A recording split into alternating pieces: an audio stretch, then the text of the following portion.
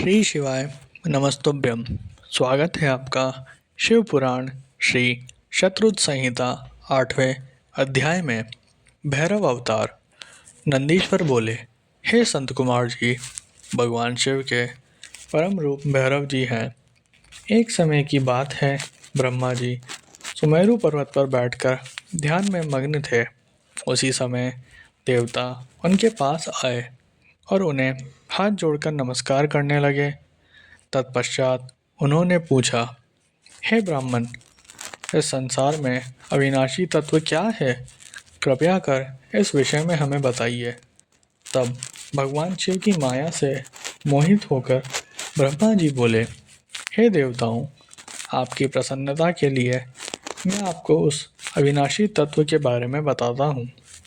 इस संसार में मुझसे बढ़कर कोई भी नहीं है। मेरे द्वारा ही यह सारा संसार उत्पन्न हुआ है। मैं ही स्वयं भू, अज, ईश्वर, अनादि, भोक्ता, ब्रह्मा और निर्जन आत्मा हूँ।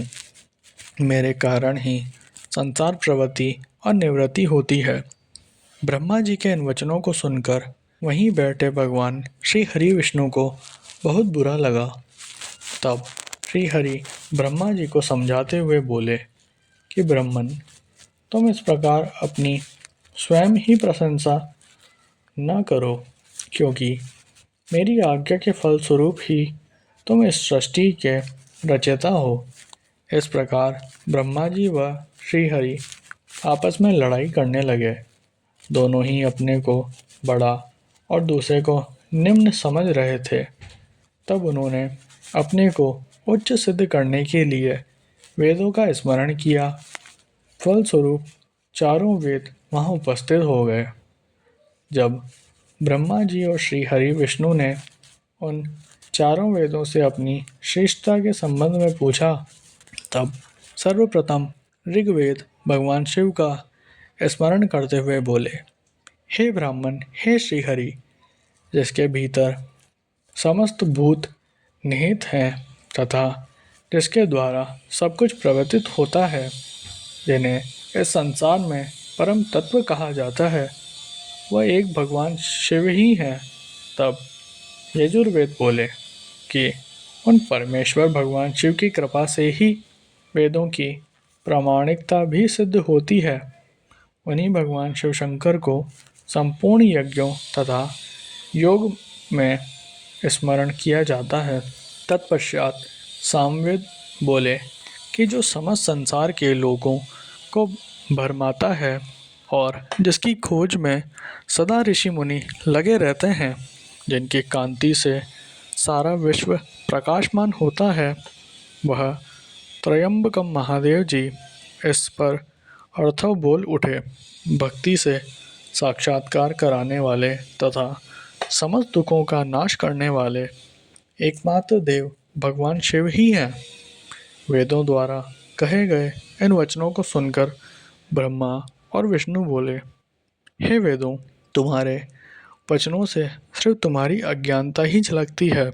भगवान शिव तो सदा नंगे रहते हैं, अपने शरीर पर भस्म धारण करते हैं। उनके सिर पर जटाजूट व गले में रुद्राक्ष है। वह सर्पों को भी धारण करते हैं। भला शिव को परम तत्व कैसे कहा जा सकता है? उन्हें पर ब्रह्म किस प्रकार माना जा सकता है? ब्रह्मा जी और श्रीहरि विष्णु के इन वचनों को सुनकर हर जगह मूर्ति और अमूर्ति रूप में विद्यमान रहने वाले ओमकार बोले कि भगवान शिव शक्तिधारी हैं, वही परमेश्वर हैं तथा सबका कल्याण करने वाले हैं। वे महान लीलाधारी हैं और इस संसार में सब कुछ उनकी आज्ञा से ही होता है। ओमकार की बातें सुनकर भी ब्रह्मा जी और विष्णु जी की बुद्धि में ये बातें नहीं आई और वे इसी प्रकार आपस में लड़ते रहे। उनका विवाद खत्म होने का नाम ही नहीं ले रहा था। तभी उन दोनों के बीच में एक विशाल ज्योति प्रकट हो गई। इस विशाल ज्योति का न तो आरंभ था न ही कोई अंत। उस अग्नि की ज्वाला से ब्रह्मा जी का पांचवा मुख जलने लगा। उसी समय कल्याणकारी भगवान शिव वहाँ प्रकट हो गए। ब्रह्मा जी शिव जी से बोले, हे पुत्र, तुम मेरी शरण में आओ, मैं तुम्हारी रक्षा करूँगा।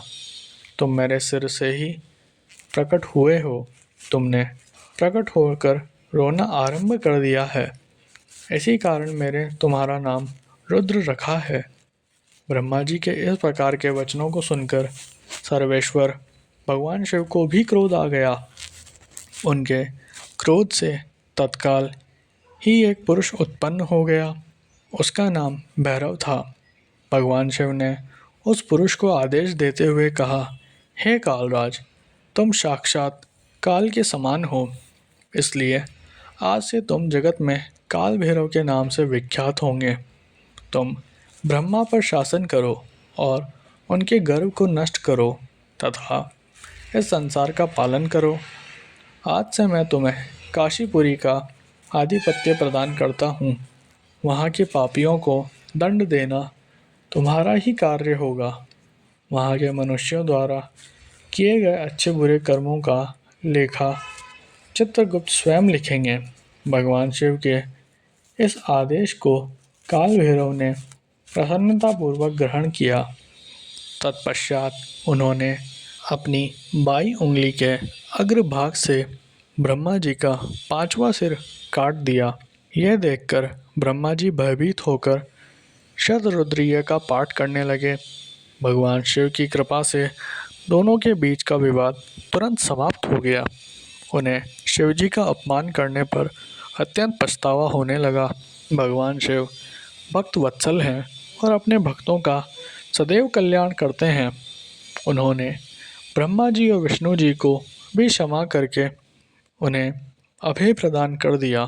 तत्पश्चात भगवान शिव ने काल भैरव को आज्ञा प्रदान की कि वह सदा ब्रह्मा और विष्णु का आदर करे और पापियों को दंड प्रदान करे।